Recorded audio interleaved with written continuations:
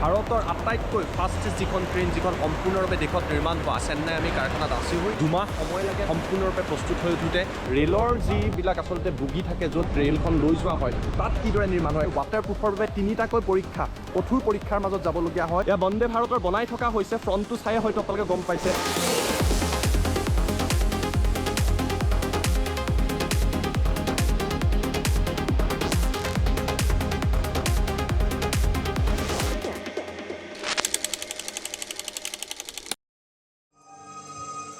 আমি যাত্ৰা আৰম্ভ কৰিলোঁ চেন্নাইলৈ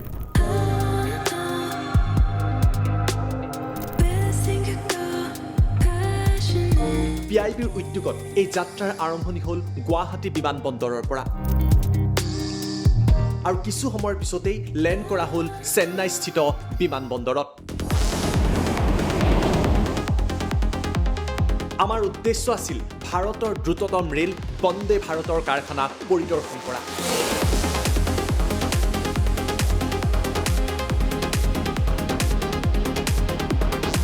ভাৰতৰ আটাইতকৈ ফাষ্টেষ্ট ট্ৰেইন বন্দে ভাৰত কিদৰে নিৰ্মাণ কৰা হয় এই কথা জনাৰ বাবে চেন্নাইৰ আমি এটা প্ৰান্তত উপস্থিত হলোঁ তামিলনাডুৰ চেন্নাইত থকা ICFতেই আছে বন্দে ভাৰত নিৰ্মাণৰ কাৰখানা আৰু যেতিয়া আমি ফেক্টৰীত সোমাই গ'লোঁ দৃশ্য দেখি আমি হতবাক হৈ পৰিলোঁ আৰু মই আপোনালোকক দেখুৱাই আছোঁ বন্দে ভাৰতৰ আটাইতকৈ ফাষ্টেষ্ট যিখন ট্ৰেইন যিখন সম্পূৰ্ণৰূপে দেশত নিৰ্মাণ হোৱা সেই বন্দে ভাৰত নিৰ্মাণ কৰা চেন্নাই আমি কাৰখানাত আছোঁ হৈ আৰু এই কাৰখানাটো চাওক কিমান ডাঙৰ যিমান দূৰলৈ যদি চাই কেমেৰাত আহিছেনে নাজানো ইমান এটা বৃহৎ কাৰখানা ইয়াতে আচলতে বিভিন্ন ধৰণৰ ডবা নিৰ্মাণ কৰা হয় যিবিলাক কোচ আছে এইবিলাক নিৰ্মাণ কৰা হয় ছাইড ৱাল যিবিলাক আছে সেয়া নিৰ্মাণ কৰা হয় আমি বন্দে ভাৰতৰ সেই কাৰখানাটোত আহিছোঁ গতিকে দেখুৱাবলৈ চেষ্টা কৰিম যিমান দূৰলৈ চাই বৃহৎ এছেম্বলি লাইন আপোনালোকে দেখিব কিমান এটা বৃহৎ এটা কাৰখানা তেওঁলোকে নিৰ্মাণ কৰিছে আৰু ইয়াত 1000তকৈও অধিক এনেকুৱা যি ডবা আছে বন্দে ভাৰতৰ সেয়া নিৰ্মাণ কৰা হয় বুলি তেওঁলোকে জানিবলৈ দিছে 2 মাহ সময় লাগে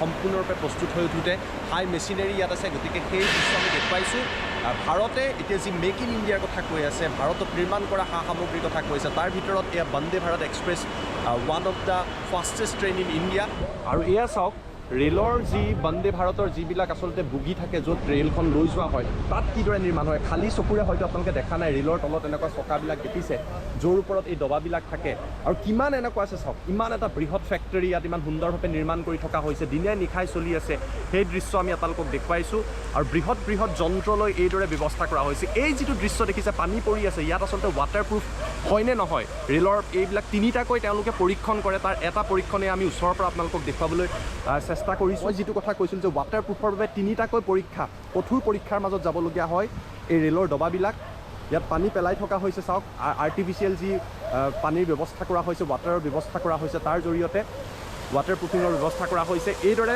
3টাকৈ পৰীক্ষাৰ পাছত যোৱাৰ পাছতহে এটা ডবাৰ ব্যৱহাৰ কৰিব পাৰি নে নোৱাৰি তাৰ ব্যৱস্থা কৰা হয় এই দৃশ্য চাওক এনেকুৱাকৈ বন্দে ভাৰতৰ ডবাসমূহত ৱাটাৰপ্ৰুফিঙৰ ব্যৱস্থা কৰে যে সম্পূৰ্ণৰূপে ঠিক আছেনে নাই আৰু আটাইতকৈ গৌৰৱৰ কথাটো হৈছে যে ভাৰতত আমি এতিয়া আমাৰ নিজৰ থলুৱা পদ্ধতি আছে তাৰ জৰিয়তে এইসমূহ নিৰ্মাণ কৰা হৈছে ইয়াত যেতিয়া ৱাটাৰপ্ৰুফিঙৰ ব্যৱস্থা কৰা হ'ব ডবাসমূহ যেতিয়া বনোৱা হ'ব নিৰ্মাণ কৰা হ'ব তাৰ পাছত এনেকুৱা 3টাকৈ টেষ্টত তেওঁলোকে যাব পাৰিব চেন্নাইৰ পৰা মাত্ৰ কিছু নিলগত ভাৰতীয় ৰেলৰ এয়া কাৰখানা আছে যদি আপোনালোকে চেন্নাইলৈ আহে তাৰ কাষত এই এনেকুৱা কাৰখানা দেখা পাব গতিকে বন্দে ভাৰতত হয়তো আপোনালোকে বহুতে উঠিছে বা বহুতে উঠিব বিচাৰিছে এই যিটো চাওক মোৰ পিছফালে যিটো কাৰখানা দেখিছে ইয়াত হাজাৰ হাজাৰ বন্দে ভাৰতৰ ডবা বিভিন্ন যন্ত্ৰপাতি ইয়াত নিৰ্মাণ কৰা হয় এনেকুৱা বহু এছেম্বলি লাইন আছে য'ত দিনে নিশাই আমাৰ যিসকল আমাৰ ইঞ্জিনিয়াৰ আছে অভিযন্তা আছে তেওঁলোক ব্যস্ত হৈ থাকে আন এটা ডবা মই আপোনালোকক দেখুৱাইছোঁ এই ডবাটো চাওক নিৰ্মাণৰ পাছত কেনেকুৱা হয় এয়া প্ৰথম পৰ্যায়ত আছে ইয়াতে বেঞ্চবিলাক বহাই দিয়া হ'ব বহিবলৈ ব্যৱস্থা কৰা হ'ব আৰু এই বৃহৎ কাৰখানাটোৰ দৃশ্য আমি দেখুৱাইছোঁ মোৰ যদি আপোনালোকে জুম কৰি মই দেখুৱাইছোঁ নাজানো আহিছেনে নাই এই যিটো ঘৰ আপোনালোকে দেখিছে এনেকুৱা বহু দীঘলীয়া অঞ্চলত এই ফেক্টৰীবিলাকৰ ব্যৱস্থা আছে বন্দে ভাৰত এক্সপ্ৰেছ ভাৰতত থলুৱাভাৱে নিৰ্মিত ভাৰতৰ আটাইতকৈ দীঘল এক প্ৰকাৰৰ দ্ৰুততম ৰেল বুলি ক'ব লাগিব এইসমূহ ডবা ইয়াত নিৰ্মাণ কৰা হৈছে ইয়াত নিৰ্মাণ কাৰ্য চলি আছে চাওক ইয়াত কোচবিলাক থাকিব বেঞ্চ বহাই দিয়া হ'ব চকী বহাই দিয়া হ'ব গতিকে আপোনালোকে দেখা পাব কেনেকৈ নিৰ্মাণ হয় আপোনালোকে হয়তো উঠিছে বা কেতিয়াবা উঠাৰ ইচ্ছা আছে এয়া চাওক কোনো ধৰণৰ নিৰ্মাণ হোৱা নাই মই ভিতৰৰ পৰা আপোনালোকক দেখুৱাইছোঁ ইয়াত খালী হৈ আছে ওপৰত টিং লগোৱা হৈছে, এইসমূহ নিৰ্মাণ কৰা হৈছে। ইয়াত যিসকল অভিযন্তা আছে তেওঁলোকে নিৰ্মাণ কৰিছে আৰু প্ৰতি বছৰে তেওঁলোকে 1000 ডবা নিৰ্মাণ কৰে। এনেকুৱা 1000 ডবা নিৰ্মাণ কৰি পঠিয়াই থকা হৈছে ভাৰতৰ বিভিন্ন প্ৰান্তলৈ। চেন্নাইত আচলতে এনেকুৱা বহু ইণ্ডাষ্ট্ৰী আছে, এনেকুৱা বহু উদ্যোগ আছে, আমি আপোনালোকক দেখুৱাইছোঁ। এইসমূহ ডবা নিৰ্মাণ কৰা হৈছে, ৰং দিয়া হৈছে, বিভিন্ন ধৰণৰ বস্তু ইয়াত সংযোগ স্থাপন কৰা হ'ব, 3টাকৈ পৰীক্ষা কৰা হ'ব, ৱাটাৰপ্ৰুফৰ ব্যৱস্থা কৰা হ'ব। আৰু কেইটামান দিনৰ পাছত এইবিলাকেই হয়তো এনেকুৱা এখন যিকোনো বন্দে ভাৰতৰ ডবাত উঠি বা বন্দে ভাৰতৰ ৰেলত উঠি আপোনালোকে যাব পাৰিব। আজিতো আপুনি খোজকাঢ়ি শেষ কৰিব নোৱাৰে, ইমানেই এটা বৃহৎ উদ্যোগ, দিনে নিশাই কাম চলি থাকে। ৰেলৰ সন্মুখভাগ কেনেকুৱা হয় চাওক। এয়া বন্দে ভাৰতৰ বনাই থকা হৈছে। ফ্ৰণ্টটো চাই হয়তো আপোনালোকে গম পাইছে যে বন্দে ভাৰত ৰেল এনেকুৱা হয়। এয়া ফ্ৰণ্ট পাৰ্টটোত ইয়াত নিৰ্মাণ কৰি থকা হৈছে, এছেম্বল কৰি থকা হৈছে, লাহে লাহে এটা শ্বেপত আহিছে আৰু হয়তো কিছুদিনৰ পাছতে এখন ৰেল হৈ যাব। ৰং কৰাৰ পিছত দৃশ্য চাওক, এয়া চাওক, আমি আপোনালোকক দেখুৱাইছোঁ ৰেলৰ সন্মুখভাগ 160 কিলোমিটাৰৰ পৰা 180 কিলোমিটাৰ বেগত যায়। নিৰ্মাণৰ পাছৰ দৃশ্য চাওক, গ্লাছ লগোৱা হৈছে, ৰং কৰা হৈছে, এটা লুক এণ্ড ফিল দিয়াৰ চেষ্টা কৰা হৈছে আৰু এয়া হৈছে নিৰ্মাণ কাৰ্য ইয়াত চলি আছে। আনটোফালে মই আপোনালোকক ডবাকেইটা দেখুৱাম। এই ডবাকেইটা চালেও আপোনালোকে গম পাব যে বিভিন্ন ডবাত ৱাটাৰপ্ৰুফিঙৰ টেষ্টিং কৰাৰ পিছত, কেইবাটাও টেষ্ট কৰাৰ পিছত ইয়াত আহি এইদৰে তেওঁলোকে ৰঙৰ ব্যৱস্থা কৰে, ৰং দিয়া হয়, গ্লাছ লগোৱা হয়, সুন্দৰভাৱে যথেষ্ট শক্তিশালী গ্লাছ লগোৱা হয়। আৰু সকলো কাম চেন্নাই আউটস্কাৰ্টত থকা এই প্ৰান্তটোত কৰা হয়। এয়া চাওক ৰং দিয়াৰ পাছৰ অৱস্থা। প্ৰথম অৱস্থাত মই যিকেইটা ডবা দেখুৱাইছিলোঁ বৰ বিশেষ কাম হোৱা নাছিলে, কিন্তু এতিয়া প্ৰায় সম্পূৰ্ণ হোৱাৰ দিশত আছে। আন এটা ডবা মই আপোনালোকক দেখুৱাইছোঁ, এয়া বন্দে ভাৰত। দেশৰ বিভিন্ন প্ৰান্তত থকা বন্দে ভাৰতলৈ যাব। আৰু এই ভিডিঅ'টো এইটো কাৰণে গৌৰৱেৰে লৈ আহিছোঁ যে আমি দেশত থলুৱাভাৱে এতিয়া ক্ৰমান্বয়ে এটাৰ পিছত আনটাকৈ নিৰ্মাণ কাৰ্য কৰা আৰম্ভ কৰিছোঁ। আনৰ ওপৰত আমি এতিয়া ডিপেণ্ডেণ্ট হৈ থাকিব নালাগে। এদিন আমাৰ বুলেট ট্ৰেইন দেখাৰ যি সপোন, এয়া সম্পূৰ্ণ হ'ব। কিদৰে আচলতে নিৰ্মাণ কৰা হয় চাওক, কিমান এটা বৃহৎ কাৰখানা, তাৰ ভিতৰত কিমান ডবা আছে সেয়া আমি গম নাপাওঁ। 1000 ডবা তেওঁলোকে প্ৰতি বছৰে নিৰ্মাণৰ এটা টাৰ্গেট লৈ আৰু এই টাৰ্গেট এচিভ কৰি আহিছে। ভাৰতীয় যিসকল অভিযন্তা আছে, যিসকল শ্ৰমিক আছে, তেওঁলোকৰ শ্ৰম ইয়াত নিহিত হৈ আছে, কষ্ট ইয়াত নিহিত হৈ আছে। গতিকে এই বিশেষ দৃশ্যটো গৌৰৱেৰে আমি আপোনালোকক দেখুৱাইছোঁ। এইবিলাক ডবাই ৰং কৰাৰ পিছত সাজু হৈছে চাওক, গ্লাছ লগোৱা হৈছে, ৰং কৰা হৈছে, বিভিন্ন মেচিনেৰী ইয়াত লগোৱা হ'ব, চিট ইয়াত লগোৱা হ'ব। আৰু বহুতে কৈছে শীঘ্ৰে বন্দে ভাৰতত শ্লিপাৰ ক্লাছো আহিব। আৰু যদি সম্ভৱ হয় সেই দৃশ্য আমি পিছৰ পৰ্যায়ত দেখুৱাবলৈ চেষ্টা কৰিম। 2018 চনত নিৰ্মাণ সম্পূৰ্ণ হৈছিল প্ৰথমখন বন্দে ভাৰতৰ। সম্পূৰ্ণ প্ৰায় 99% ভাৰতীয় টেকনলজিৰ সহায়ত এই বন্দে ভাৰতে নিৰ্মাণ কৰিছে। এই বন্দে ভাৰতত বৰ্তমান সময়ত প্ৰতি ঘণ্টাত 160 কিলোমিটাৰ বেগেৰে যাত্ৰা কৰিব পাৰে। গতিকে বন্দে ভাৰতৰ ডবাবিলাকে সাজু কৰি তুলিছে আৰু পিছফালে দেখিছে এনেকুৱা চিটতে বহি আপোনালোকে যাত্ৰা কৰে। ইয়াত নিৰ্মাণ প্ৰায় সম্পূৰ্ণ হৈছে, এয়া ফাইনেল ষ্টেজ। চাওক, আমি কৈছিলোঁ যে প্ৰথম পৰ্যায়ত মই আপোনালোকক দেখুৱাইছিলোঁ যে কেনেকৈ আৰম্ভ হয়, কেনেকৈ পেইণ্ট কৰা হয়, কেনেকৈ নিৰ্মাণ কৰা হয়। ৰিলিজ কৰি দিয়াৰ পূৰ্বে এইসমূহ চিট বা ছেফটি প্ৰট'কলছ ইয়াত চোৱা হয়। ইয়াত বিভিন্ন ধৰণৰ টেকনলজি থাকিব, এচিৰ ব্যৱস্থা থাকিব, ৱাইফাই ব্যৱস্থা থাকিব, তেওঁলোকে উল্লেখ কৰিছে। আৰু সমান্তৰালভাৱে যিটো কভাচ ছিষ্টেম আছে ভাৰতীয় ৰেলৰ, সেই কভাচ ছিষ্টেমো ইয়াত থাকিব। মই আন এটা ডবালৈ আপোনালোকক লৈ গৈছোঁ যিবিলাক ইণ্টাৰ কানেক্টেড। ভাৰতৰ বিভিন্ন প্ৰান্তত এইসমূহ লৈ যোৱা হ'ব, চাফ চিকুণ কৰি থকা হৈছে, প্ৰায় সম্পূৰ্ণ হৈছে। চাওক, এই ডবাবিলাক প্ৰায় সম্পূৰ্ণ হৈ পৰিছে। এইসমূহ চিটত বহিয়ে যাব আৰু পিছৰ পৰ্যায়ত তেওঁলোকে যি শ্লিপাৰৰ কথা কোৱা হৈছে, শ্লিপাৰো হয়তো অনা হ'ব। কিন্তু এই মুহূৰ্তত দেখুৱাইছোঁ যে কিদৰে এই ডবাবিলাকৰ ব্যৱস্থা কৰা হৈছে। ইয়াত চেয়াৰ লগাই দিয়া হৈছে আৰু এইদৰে বহি আপোনালোকে যাব পাৰিব। গতিকে প্ৰায় সম্পূৰ্ণ হৈ পৰিছে। লাষ্ট পৰ্যায়ত এইসমূহ যি LED স্ক্ৰীণ এনেকৈ দেখা পায়, ইয়াত বিভিন্ন ধৰণৰ ৱেলকাম টু ইণ্ডিয়ান ৰেলৱেজ ইয়াত লিখি থোৱা হৈছে, ৰেলৱেজ। গতিকে এয়া হৈছে শেষৰ পৰ্যায়ৰ এটা অৱস্থা বুলি ক'ব লাগিব বন্দে ভাৰতৰ।